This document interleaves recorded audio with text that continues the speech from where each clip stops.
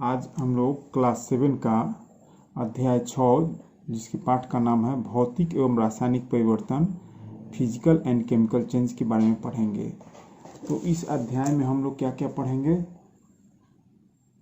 सबसे पहले भौतिक परिवर्तन क्या है, भौतिक परिवर्तन के बारे में पढ़ेंगे। फिजिकल चेंज, रासायनिक परिवर्तन जिसको इंग्लिश में केमिकल चेंज कहते हैं। उसके बाद हम लोग पढ़ेंगे भौतिक परिवर्तन और रासायनिक परिवर्तन में अंतर।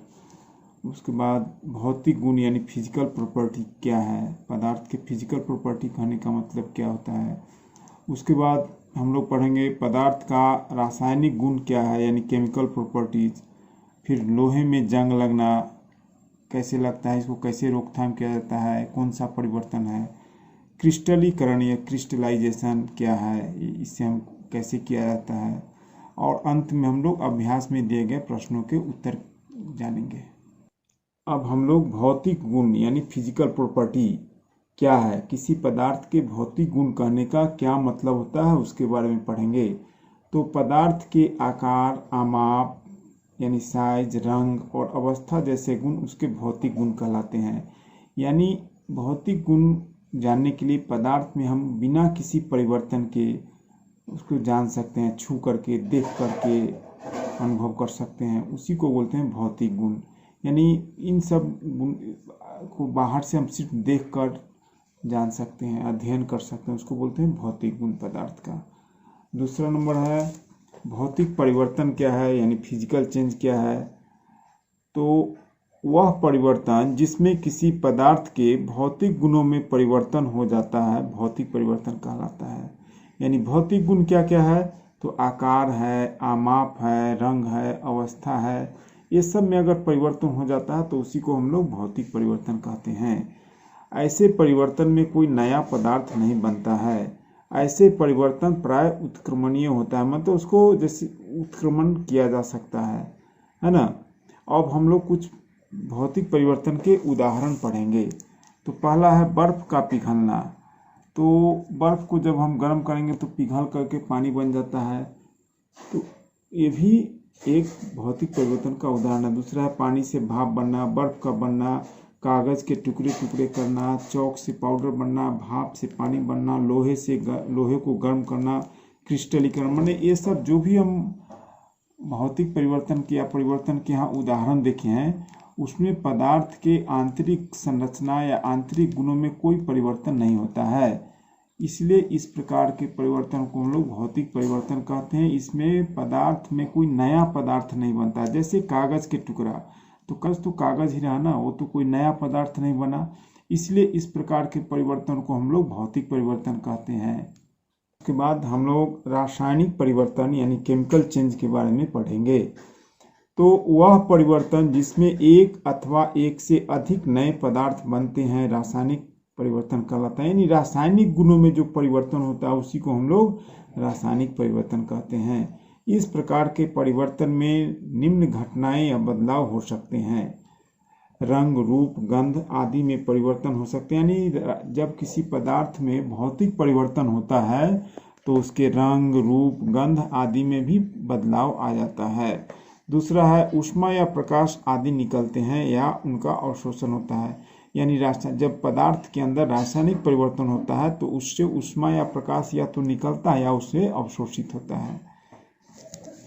तीसरा है ध्वनि भी उत्पन्न हो सकता है। जब रासायनिक क्रिया होता है तो हल्का फुल्का ध्वनि भी उत्पन्न हो सकता है। गैस भी बन सकता है रासायनिक परिवर्तन के दौरान। रासायनिक परिवर्तन के उदाहरण, तो पदार्थ का जलना, जब कोई पदार्थ जलता है तो राख या छाई बन जाता है, तो नया पदार्थ, नया गुण वाले पदार्थ बन गया, इसलिए वह एक रासायनिक परिवर्तन है। फलों का पकना, फल जब पक जाता है तो उसका रंग, रूप, आकार, स्वाद सब कुछ बदल जाता है, यानी उसमें भी बदलाव आता है, परमानेंट बदलाव, जिसको हम लोग रासायनिक परिवर्तन कहते हैं। और मैग्नीशियम के फीते का जलना, जब मैग्नीशियम ऑक्सीजन की उपस्थिति में जलता है तो मैग्नीशियम ऑक्साइड बनता है, यह भी एक रासायनिक परिवर्तन है। या मैग्नीशियम और ऑक्सीजन का गुण अलग अलग है और मैग्नीशियम ऑक्साइड का गुण बिल्कुल ये दोनों से अलग है, इसलिए इस प्रकार के परिवर्तन को हम लोग रासायनिक परिवर्तन कहते हैं। इस प्रतिक्रिया में श्वेत प्रकाश भी निकलता है। मैग्नीशियम ऑक्साइड की प्रकृति क्षारीय है, माने यह है बेसिक गुण इसमें पाया जाता है। और इसी मैग्नीशियम ऑक्साइड को जब हम पानी में घोल देते हैं तो मैग्नीशियम हाइड्रोक्साइड बनता है। मैग्नीशियम ऑक्साइड को जब जल में घुलाते हैं तो मैग्नीशियम हाइड्रोक्साइड बनता है। चौथा है कॉपर सल्फेट और लोहे के बीच अभिक्रिया। जब कॉपर सल्फेट के विलयन में लोहे को डाला जाता है तो आयरन सल्फेट और कॉपर बनता है। तो कॉपर सल्फेट यानी इसको हम लोग नीला थोथा भी कहते हैं, इसका रंग नीला होता है, जबकि फिर आयरन सल्फेट इसका रंग हरा होता है। तो जब रासायनिक प्रतिक्रिया होता है यानी कॉपर सल्फेट के विलयन में लोहा को डाला जाता है तो ये दोनों आपस में प्रतिक्रिया करके, रासायनिक प्रतिक्रिया करके आयरन सल्फेट बनाता है, जो जिसका गुण ये दोनों से बिल्कुल अलग है। ये देखिए कॉपर सल्फेट है, इसका रंग ब्लू है, और इसमें जब लोहे के बना हुआ ब्लेड डाल देते हैं तो यह प्रतिक्रिया करके फेरस सल्फेट बना देता है या आयरन सल्फेट बना देता है, इसका रंग हरा हो जाता है। यह एक रासायनिक परिवर्तन का अच्छा उदाहरण है। पांचवा उदाहरण है रासायनिक परिवर्तन का सिरका और खाने का सोडा के बीच प्रतिक्रिया। सिरका, जिसको एसिटिक अम्ल भी कहते हैं, खाने का सोडा यानी सोडियम हाइड्रोजन कार्बोनेट, दोनों आपस में प्रतिक्रिया करके कार्बन डाइऑक्साइड और अन्य पदार्थ बनाते हैं। यह भी एक रासायनिक परिवर्तन का उदाहरण है। उसके बाद छठा है कार्बन डाइऑक्साइड और चूने के पानी के बीच अभिक्रिया। कार्बन डाइऑक्साइड गैस को जब चूने के पानी में प्रवाहित किया जाता है तो इसका रंग दूधिया हो जाता है। इसका कारण क्या है कि जब कार्बन डाइऑक्साइड को कैल्शियम हाइड्रोक्साइड यानी कि चूने के पानी में प्रवाहित किया जाता है तो कैल्शियम कार्बोनेट बनता है। कैल्शियम कार्बोनेट, जिसको संगमरमर भी कहते हैं हिंदी में, तो उसका रंग दूधिया होता है। इसीलिए जब चूने के पानी में कार्बन डाइऑक्साइड प्रवाहित करते हैं तो वह उसका रंग दूधिया हो जाता है। चौथा है लोहे में जंग लगना। लोहा, ऑक्सीजन और पानी जब तीनों आपस में मिलता है तो आयरन ऑक्साइड यानी कि जंग बनता है, यही है जंग। यह इसका गुण लोहे से बिल्कुल अलग है। आयरन अलग है, लोहा अलग है एक पदार्थ, और आयरन ऑक्साइड एक अलग पदार्थ है, यानी ये यौगिक है। लोहा एक तत्व है, अवयव है, और यह एक कंपाउंड है, यानी कि आयरन ऑक्साइड एक यौगिक है। दोनों का गुण बिल्कुल अलग अलग है। देखिए लोहे की वस्तु में जब जंग लगता है तो उसका क्षय हो जाता है। लोहे के जो जंग है वो लाल और भूरे रंग का होता है। यह लोहे को एकदम भुरभुरा बना देता है, नरम बना देता है, और धीरे धीरे लोहे का पदार्थ नष्ट हो जाता है। अब हम लोग पढ़ेंगे क्रिस्टलीकरण, क्रिस्टलाइजेशन। क्रिस्टलीकरण क्या है, व्हाट इज क्रिस्टलाइजेशन? तो यह एक प्रकार का भौतिक परिवर्तन है। किसी पदार्थ के शुद्ध तथा बड़ी आमाप में क्रिस्टल उसके विलयन से प्राप्त किया जा सकता है, जिसे क्रिस्टलीकरण कहा जाता है। अब क्रिस्टलीकरण से हमको क्या लाभ है? कॉपर सल्फेट का क्रिस्टल प्राप्त कैसे किया जाता है इस विधि द्वारा, तो इसको हम लोग पढ़ेंगे। यहाँ पर क्या करेंगे, बीकर में लगभग 1 कप जल लिया जाता है। इस प्रकार का एक बीकर रहता है, यहाँ एक बीकर ले लेंगे शीशी का, इसमें 1 कप पानी ले लेंगे, और इसी में क्या करेंगे, थोड़ा सा 1-2 बूंद सल्फ्यूरिक अम्ल की बूंद मिला देंगे, और पानी को स्टोव पर रख करके गर्म करेंगे। जब यह उबलने लगेगा तो इसमें कॉपर सल्फेट का चूर्ण मिलाया जाता है, मिला करके हिलाया जाता है, और तब तक मिला जाते हैं जब तक इसमें कॉपर सल्फेट घुलना बंद न हो, यानी संतृप्त घोल न बन जाए।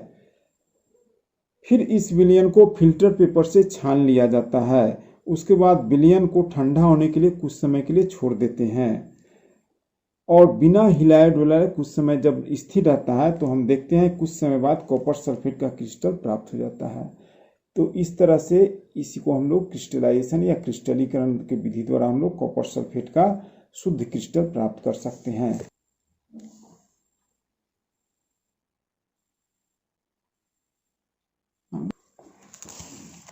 अब हम लोग भौतिक परिवर्तन और रासायनिक परिवर्तन में अंतर पढ़ेंगे।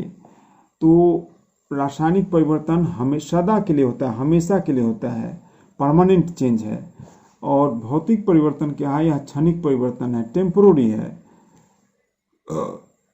इसमें नया गुण वाला पदार्थ बनता है और जब भौतिक परिवर्तन होता है तो इसमें नया गुण वाला पदार्थ नहीं बनता है। रासायनिक परिवर्तन अनुत्क्रमणीय होता है, जबकि भौतिक परिवर्तन उत्क्रमणीय होता है। और रासायनिक परिवर्तन में ऊर्जा या तो शोषण होता है या निकलता है, यानी जब रासायनिक परिवर्तन होता है ऊर्जा उसमें लगता है या उससे निकलता है।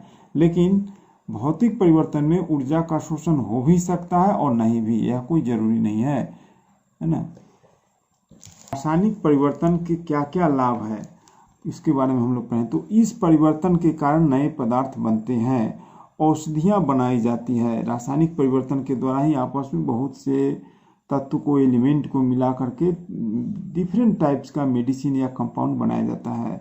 धातु का निष्कर्षण होता है, जब हम खनिज अयस्क से धातु निकालते हैं तो उसमें भी रासायनिक परिवर्तन हम लोग कराते हैं। प्लास्टिक और अपमार्जक तैयार होता है, कारखाना में प्लास्टिक और अपमार्जक तैयार करने के लिए हम लोग रासायनिक परिवर्तन कराते हैं। भवन निर्माण की सामग्री भी तैयार किया जाता है, जैसे कि हम सीमेंट है, क्या क्या पेंट वगैरह है, वो सब को निर्माण करने के लिए हम लोग को रासायनिक परिवर्तन कराना पड़ता है। रासायनिक परिवर्तन आवश्यक है। जंग लगने से रोकथाम के उपाय। तो सबसे पहले लोहे की वस्तु पर पेंट या ग्रीस लगाकर लोहे पर जंग लगने से बचाया जा सकता है। लोहे के ऊपर क्रोमियम या जस्ता की परत चढ़ाकर भी जंग लगने से बचाया जा सकता है। लोहे को स्टेनलेस स्टील में बदलकर भी जंग लगने से बचाया जा सकता है। अब हम लोग इस अभ्यास में दिए गए प्रश्नों का उत्तर जानेंगे। तो पहला प्रश्न है, निम्नलिखित प्रक्रमों के अंतर्गत होने वाले परिवर्तन को भौतिक अथवा रासायनिक परिवर्तन के रूप में वर्गीकृत कीजिए। यानी नीचे कुछ परिवर्तन के उदाहरण दिए, हमको बताना है कि ये परिवर्तन भौतिक परिवर्तन है या रासायनिक परिवर्तन है। तो कौन नंबर है, प्रकाश संश्लेषण। संश्लेषण होता है तो उसमें नए नए पदार्थ का संश्लेषण होता है, बनता है, इसलिए इस प्रकार के परिवर्तन को हम लोग रासायनिक परिवर्तन कहते हैं। दूसरा है जल में शक्कर का घोलना। तो जल में जब शक्कर घोलते हैं तो वो भी एक भौतिक परिवर्तन है। कोयले को जलाना, किसी भी पदार्थ को जलाते हैं तो वह रासायनिक परिवर्तन कहलाता है। मोम को पिघलना, जब मोम पिघलता है तो वह भौतिक परिवर्तन है, क्योंकि उसमें कोई नया गुण वाला पदार्थ नहीं बनता है, सिर्फ उसका अवस्था चेंज होता है। एल्युमिनियम के टुकड़े को पीटकर उसका पतला पत्र बनाना, यह भी एक प्रकार का भौतिक परिवर्तन है, क्योंकि जब हम एल्युमिनियम को पीटकर पत्र बनाते हैं तो कोई नया गुण वाला पदार्थ नहीं बनता है, इसलिए वह भी एक भौतिक परिवर्तन का उदाहरण है। अंतिम है भोजन का पाचन। तो भोजन का पाचन एक रासायनिक परिवर्तन है, क्योंकि इसमें नए गुण वाले पदार्थ की संरचना होती है, उत्पत्ति होती है। 2 नंबर है, नीचे कुछ वाक्य दिया हुआ है, हमको बताना है कि सत्य है अथवा असत्य। यदि असत्य है तो उसको ठीक करके लिखना है।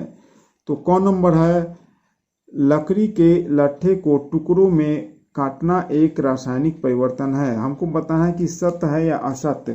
तो यह असत्य है, क्योंकि यह एक भौतिक परिवर्तन है। लकड़ी के जब हम टुकड़ा है उसको लकड़ी का एक डंडा उसको छोटे छोटे टुकड़ों में बांटते हैं तो कोई नया पदार्थ नहीं बनता है, वही रहता है, इसलिए यह एक भौतिक परिवर्तन है। पदार्थ के गुणों में कोई परिवर्तन नहीं होता है, नए पदार्थ नहीं बनता है, इसलिए यह एक भौतिक परिवर्तन है। 6 नंबर है, पत्तियों से खाद का बनना एक भौतिक परिवर्तन है। यह असत्य है, क्योंकि जब खाद बनता है तो नए पदार्थ की संरचना होती है, नए गुण वाले पदार्थ उसमें उत्पन्न होते हैं, इसलिए यह एक रासायनिक परिवर्तन का उदाहरण है। 9 नंबर, जस्ते लेपित लोहे के पाइपों में आसानी से जंग नहीं लगती है। हाँ, यह सत्य है,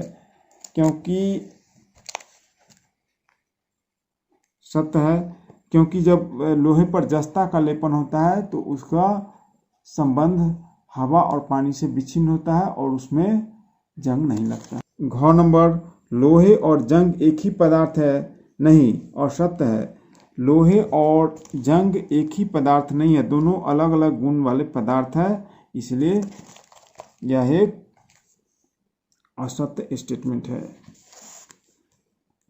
भाप का संघनन रासायनिक परिवर्तन है। भाप का संघनन रासायनिक परिवर्तन है, नहीं है? हाँ, यह रासायनिक परिवर्तन नहीं है, यह एक प्रकार का भौतिक परिवर्तन है। यह सत्य होगा, क्योंकि जब संघनन होता है तो नए गुण वाले पदार्थ नहीं बनते हैं, इसलिए वह रासायनिक परिवर्तन नहीं है बल्कि एक भौतिक परिवर्तन है। निम्नलिखित कथनों में रिक्त स्थान को भरिए। नीचे रिक्त स्थान को दिया, उसको भरना है। तो क नंबर हम लोग पढ़ते हैं, जब कार्बन डाइऑक्साइड को चूने के पानी में प्रवाहित किया जाता है तो यह डैश के बनने के कारण दूधिया हो जाता है। तो यह कैल्शियम कार्बोनेट के बनने के कारण दूधिया हो जाता है। कैल्शियम कार्बोनेट को हिंदी में हम लोग संगमरमर भी कहते हैं। खाने के सोडे का रासायनिक नाम डैश है। तो खाने के सोडे का रासायनिक नाम सोडियम हाइड्रोजन कार्बोनेट है। ऐसी दो विधियां जिसके द्वारा लोहे में जंग लगने से बचाया जा सकता है, डैश और डैश है। तो पेंट या ग्रीस, और दूसरा है यदन लेपन जिसको गैल्वेनाइजेशन कहते हैं। यशद लेपन, गैल्वेनाइजेशन।